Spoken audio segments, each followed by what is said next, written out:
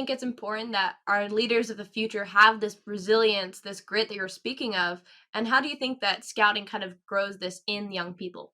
Well, first of all, it's important. I mean, so many of the things that scouting teaches are important for future leaders. If you look at our world today, I mean, there's people are a lot more interested in not getting along and not seeing another person's perspective than in getting along and seeing the other person's perspective. And I just think if we had more people that sort of live the scout oath and scout law, whose basic orientation was how can I help other people and what does it mean to be kind to this person or cheerful or helpful, I just think we'd be so much better off. And it doesn't mean you compromise any values. It's just means that's your approach to life.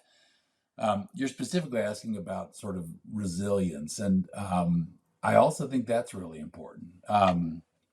If you look at, I mean, if I don't know, you have a probably a much more valid perspective than me, but as a parent and as a grandfather now, I look at young people, and it's harder. Life was far more simple 55 years ago, or whenever I was a Cub Scout.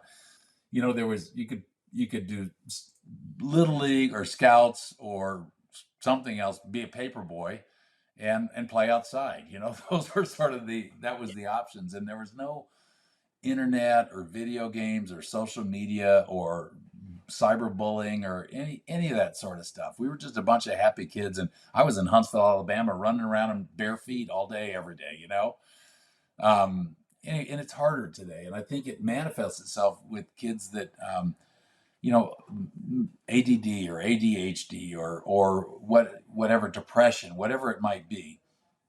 And I really think Scouts helps with that stuff. I think we just the whole there's a lot of magic to the program. I think we get young people out, we start having fun, but then once you're doing that, we say, hey, well, let's advance from a tenderfoot to a second class, and second class to first class, and first class to star, and along the way, you do a service project, and you actually feel the rewards of doing something good for other people, and the advancement is sort of good. You learn to I mean, it's hard for adults to lead other adults. It's really hard for kids to lead other kids, and you get to try being a patrol leader as a 12 or a 13-year-old, and then a senior patrol leader. And it's what I'm saying is you learn a lot, and you're so busy doing those things that you don't have time to as much time to lay on the couch and look at social media or whatever. So yeah, I'm sorry, I'm rambling, but these are points I sort of want to make.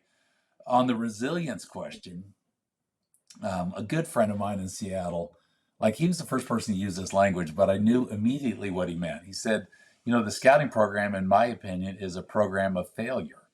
And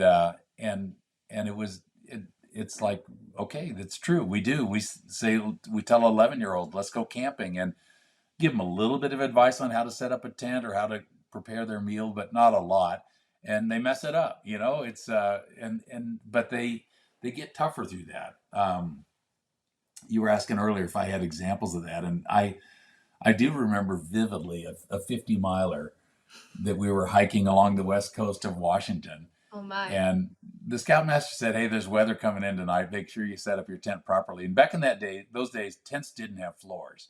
And so, like, it wasn't this cush camping that you do, Ryan. So everyone brought a shovel, and you dig a little trench on each side of the tent. So if it rained, the water would run down the channels. And of course, I didn't do that. And I know. Yeah. And it just rained, like it just poured buckets and buckets and buckets. And by honestly 11 or 12 o'clock, I was sleeping inside a sponge, and I was miserable. And you're swearing, I'm never, when this thing ends, I'm never ever doing another Boy Scout event in my life. I'm never going camping again. And the night goes on. It's 1, 2, 3, 4, and you don't sleep a wink. But you wake up, and the sun comes out, and you warm up, and you dry out your sleeping bag, and